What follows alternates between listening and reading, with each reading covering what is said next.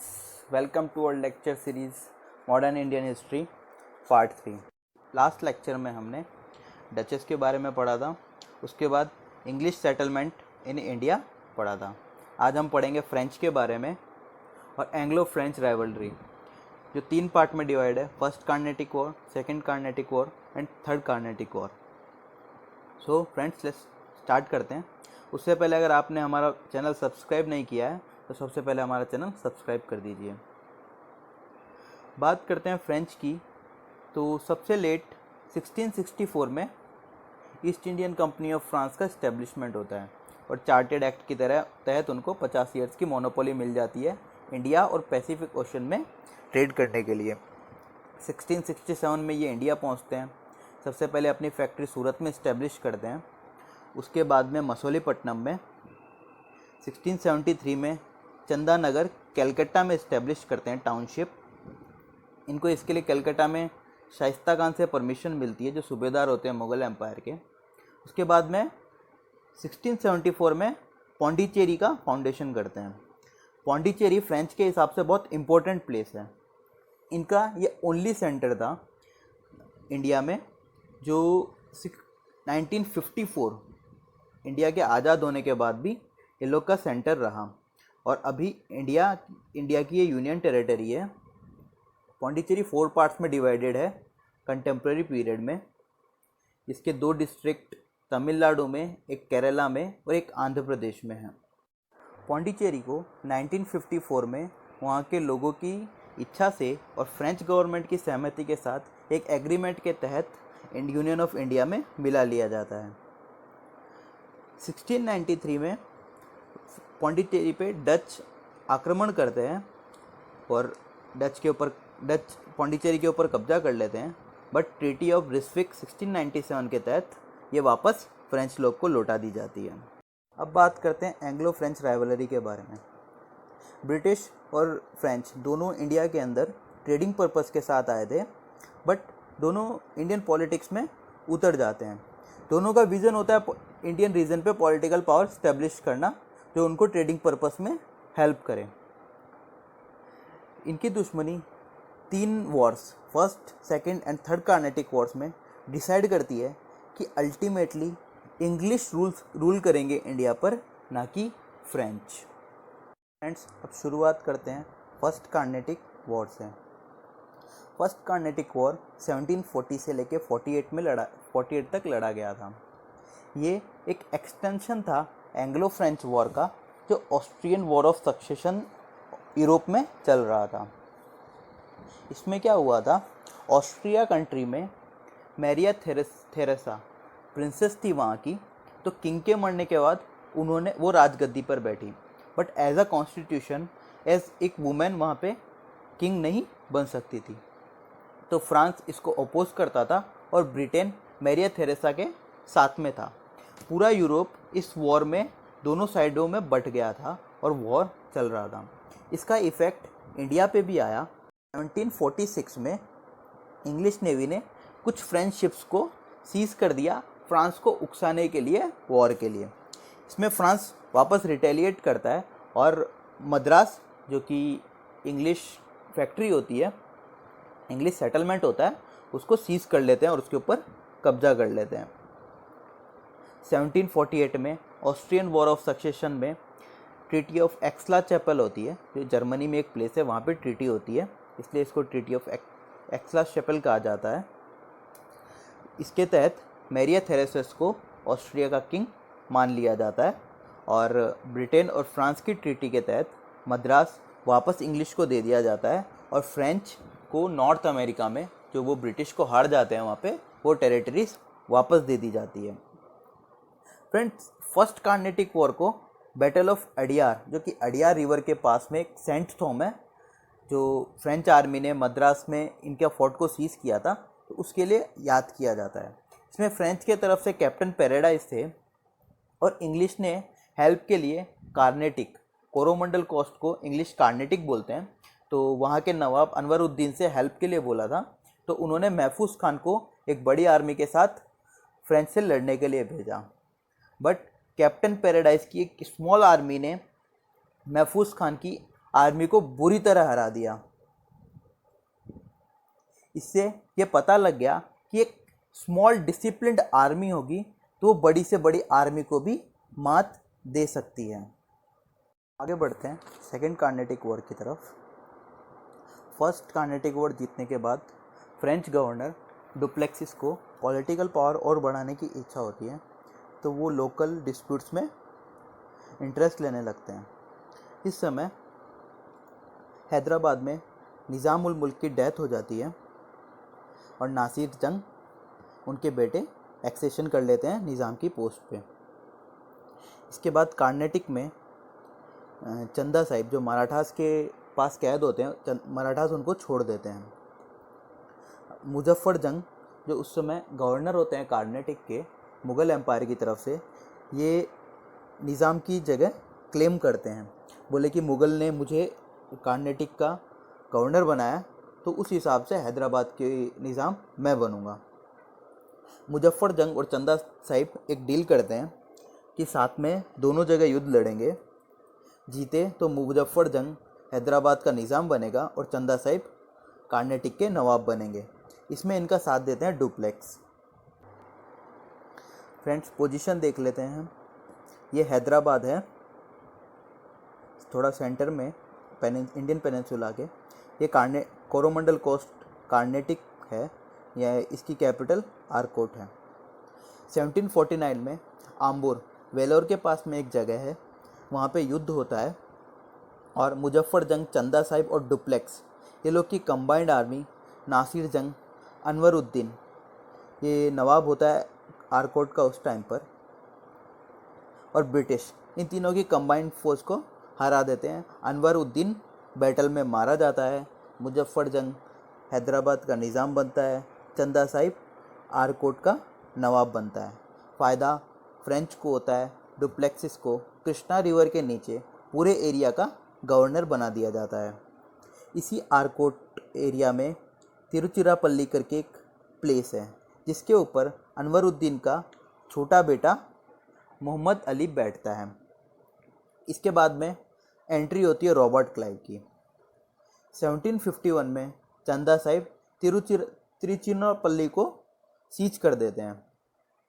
Robert Clive अपने governor को बोलते हैं कि हम आरकोट की तरफ हमला करते हैं, इससे चंदा साहिब आरकोट की तरफ आएंगे और तिरुचिरापल्ली पे बोझ कम हो जाएगा और हम वो भी आराम से जीत लेंगे। गवर्नर इसकी इजाज़त दे देते हैं। फ्रेंड्स, रॉबर्ट क्लाइव बहुत इंटेलिजेंट कमांडर होता है। ये एक कैप्टन की पोस्ट से ब्रिटिश आर्मी में बंगाल का गवर्नर बनता है। सो आप सोच सकते हो कि कितना इंटेलिजेंट होता है। सो होता भी वही है। 1751 में ही रॉबर्ट क्लाइव केवल 210 आदमी की फ़ौज के साथ आरकोट को कैप्चर कर लेता है। चंदा साहिब अपनी कैपिटल की तरफ दौड़ते हैं। तिरुचिरापल्ली पे बहुत कम होता है और उसे छुड़ा लिया जाता है। 1752 में मोहम्मद अली और ब्रिटिश की फ़ौज मिलकर चंदा साहिब को सरेंडर करने पे फोर्स कर देते हैं और मोहम्मद अली चंदा साहिब को मार देता है। कुछ हिस्टोरियंस का ये भी मानना है कि नॉर्थ अमेरिका में ज़्यादा नुकसान ना हो क्योंकि वहाँ पर फ्रेंच कमज़ोर पड़ते हैं ब्रिटिश के सामने, तो ये लोग इंडिया में भी ज़्यादा हमले नहीं करते हैं सेकेंड कार्नेटिक वॉर के बाद में।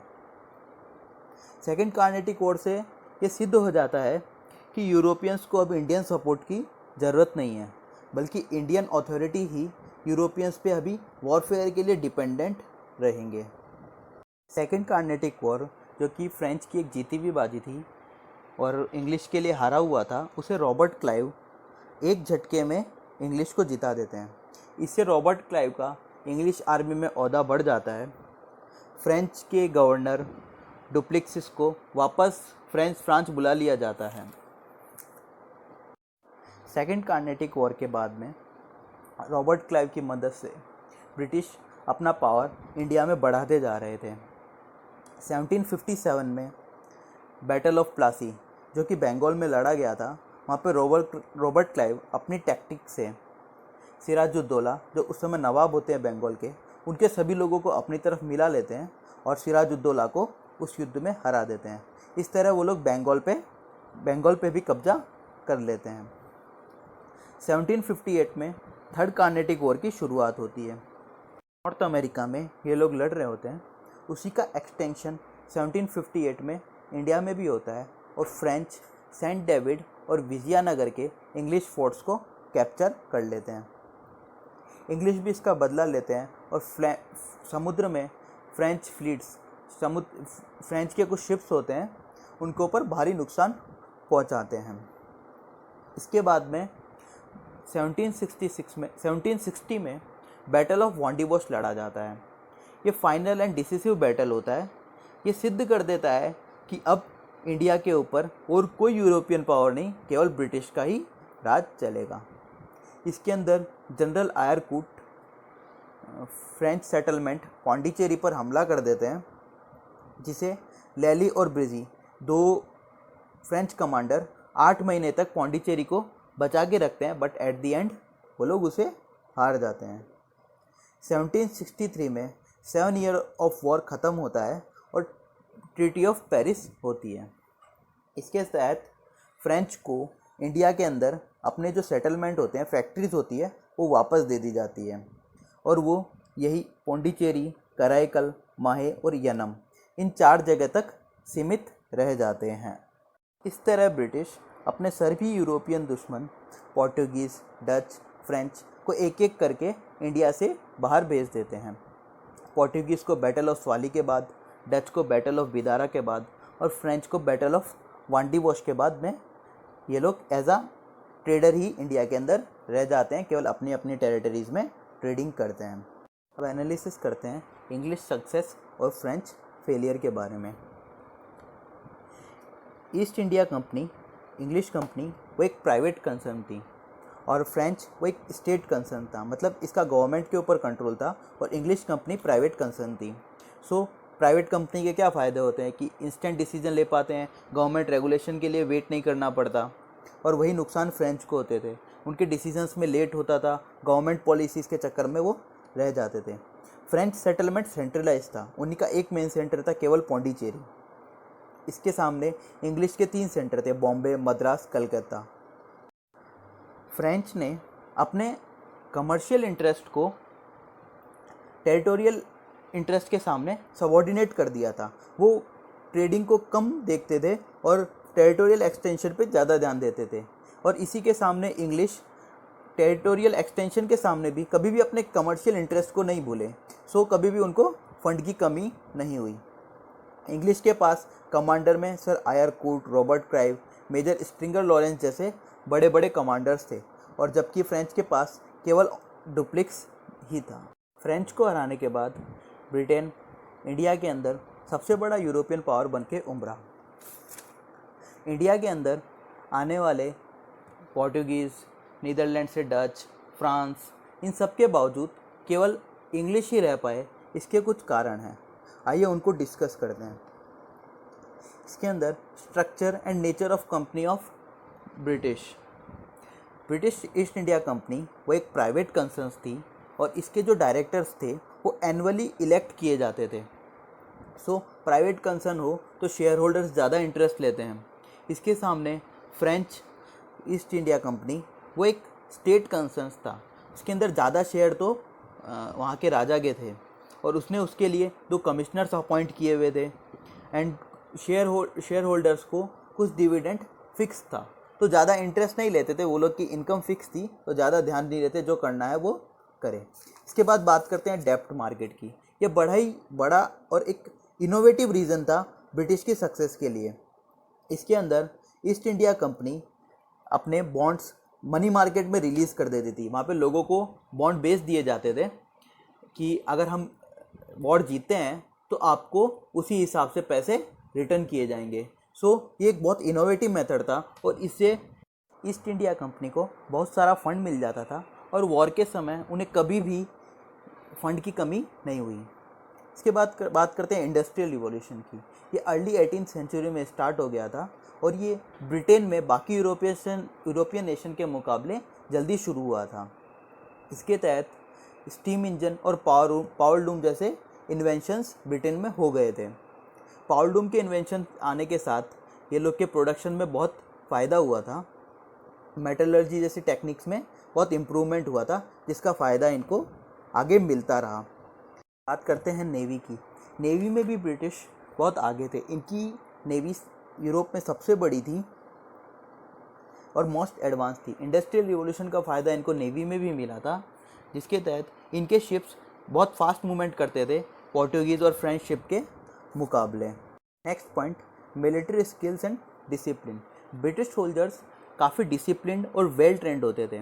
इनके जो कमांडर्स होते थे रणनीतिकार होते थे और ये युद्ध में नई नई टेक्निक्स यूज़ करते थे। टेक्नोलॉजिकल डेवलपमेंट का फ़ायदा इनको मिलिट्री में भी मिलता था। इन सब को मिला के एक स्मॉलर आर्मी भी बड़ी आर्मियों को हरा देती थी। बात करते हैं होमलैंड में गवर्नमेंट की। ब्रिटेन में गवर्नमेंट मोनार्की है, वहाँ पे राजा रूल करते हैं, जो कि काफ़ी स्टेबल था। वहाँ के फ्यूडेटर्स राजा के लिए काफ़ी लॉयल हुआ करते थे। इसके मुकाबले फ्रांस में काफ़ी हलचल मची रहती थी, वायलेंट रिवॉल्यूशंस होते थे, उसके अंदर नेपोलियन वार भी शामिल है। पोर्टुगीज़ स्पेन के साथ में काफ़ी लंबे वॉर में लगा हुआ था। इटली का उस टाइम तक फॉर्मेशन नहीं हुआ था। नेक्स्ट पॉइंट, रिलीजन के मामले में ब्रिटिश काफ़ी लिबरल थे। वो क्रिश्चियनिटी को स्प्रेड करने में काफ़ी कम इंटरेस्टेड थे। इसका फ़ायदा इनको इंडिया में मिला, ताकि लोग इनके खिलाफ़ कम होते थे, क्योंकि रिलीजन एक काफ़ी नाजुक मुद्दा है इंडिया में। अगर आप कन्वर्जन की बात करते हो तो इसको लेके ये लोग आपके खिलाफ़ हो जाते हैं, जिसका फ़ायदा ब्रिटिश को मिला और ये लोग आराम से इंडिया में रूल कर पाए। तो इसी के साथ हमारा लेक्चर यहीं पे ख़त्म करते हैं फ्रेंड्स। अगर लेक्चर पसंद आया हो तो हमारे वीडियो को लाइक करें।